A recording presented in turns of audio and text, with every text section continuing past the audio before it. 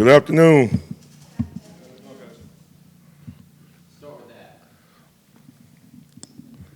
Coach, what makes Spencer Rattler so good on third down and how he improvises to keep plays alive? Well, obviously, he's able to extend plays with his legs. So, that's really stressful, on the defense, especially the defensive line. We've got to make sure that we're very disciplined, in our rush lane integrity. And then also we got to make sure we can finish on top of the rush and make sure we can, get him on the ground. He's a very good player. You saw what he did last week against Mississippi State. What he did last year against us. We got to make sure that we're disciplined in everything that we do, and we got to make sure that we try to restrict it and keep him in the pocket. Coach, James Pierce seems to be making a pretty good impact for you guys. What has maybe been the biggest growth for him, both off the field and on the field, just in terms of his pass rush? Well, I just think, maturity. I think James has grown in all areas, not just in football, but I just think in life, period, which is, parallel to it. But, he's starting to do things, the Tennessee way and not so much James Pierce's way. And starting to buy into what we're telling him and what we're teaching. Obviously he's always been a very talented young man, but just getting that talent to bottled and going in the right direction, that's been the challenge. But I think now he sees himself having success, with the coaching. So hopefully, he's going to continue to even be more coachable and be more of a sponge and just try to take everything in and grow and continue to grow. Coach, how would you grade your pass rush overall, and then specifically your inside pass rush, and how important is that when you're playing a guy like Rattler this week to get pressure in his face in the pocket? Well, obviously, when we look at the film on Mondays, the biggest thing that we're more focused on than anything is the production that we left on the field. And when we're going through that tape, we're just looking at, hey, if we did our proper assignment here, if we'd used the proper technique, the footwork, the hands, the eyes, just the rush lane integrity, whatever, this is a sack we could have had. This is a play we could have gotten. This is a TFL that we missed out just by bad footwork, turning our shoulders, getting washed.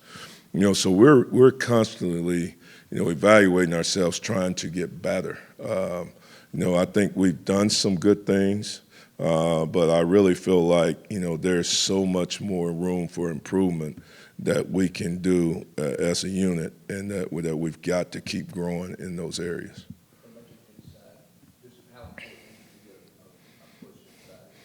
I mean, it's important to get push everywhere, and obviously in pass rush, it all needs to tie together.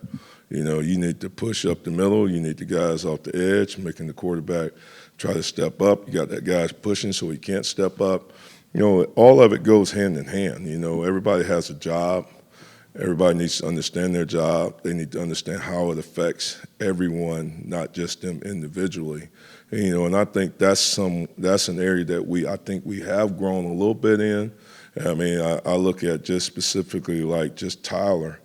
Just him understanding, it ain't just about him.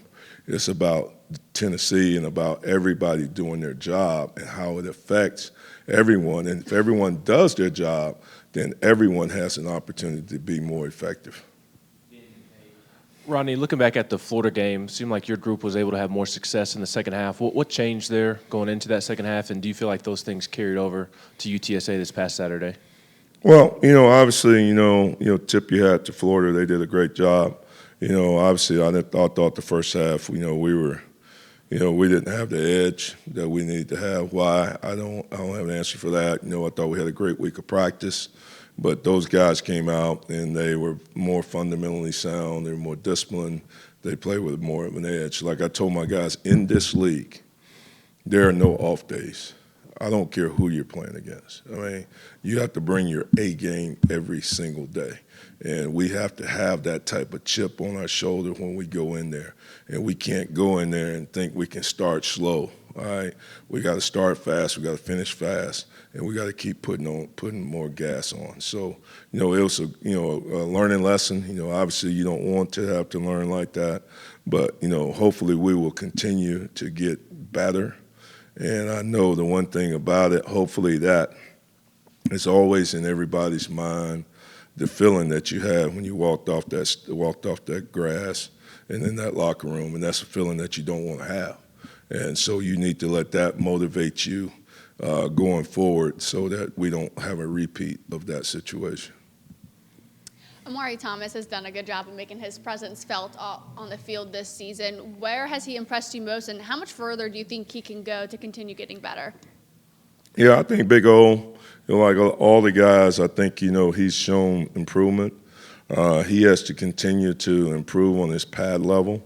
I mean, that is one of the things that he knows that's his Achilles heel. But, just continuing to play lower. Obviously, he's a great leader. He's very passionate about it. He loves Tennessee. He loves his teammates. He does a great job, but, there are some fundamental things that he has to continue to improve on, which is just natural knee bend, just initial explosion, hip rotation, things like that that's going to help him chase his ultimate goal where he wants to be eventually. Two things I'll ask him separate. First, David Hobbs has been in your rotation. What can you say about the development of David Hobbs? Okay. I think Hobbs is a great young talent. I think this kid, he has a very bright future.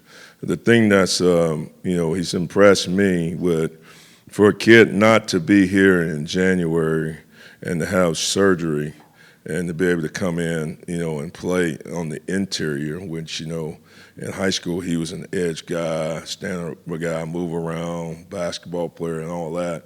We thought he had a really good skill set and all that, but we thought initially that, it was going to be more at the end. But with our need and everything that transpired, we needed more help at tackle. And for him to embrace it, not fight it, to go in there and do it, it's been very impressive. So, I'm looking forward to watching his development because he has a long ways to go.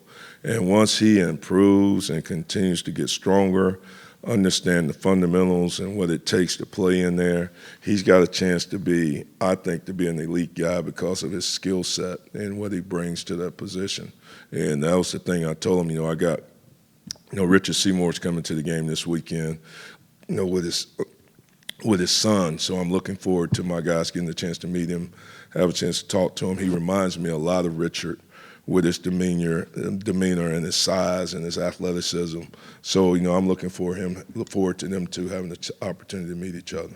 And obviously a lot of focus on Rattler, but what else stands out about that South Carolina offense, including the offensive line? Well, you got Rattler, you got number 5, the running back that they do everything with. He's a Wildcat guy. He played a lot last year against us in the Wildcat position. He can do a lot of good things. Number 17, the wide receiver, is a dynamic player. They've got good football players like everybody in our conference. We've got to do a really good job of defending them. We've got to play sound Tennessee football, and everybody's got to do their jobs. Thank you, Coach. Thank you, guys.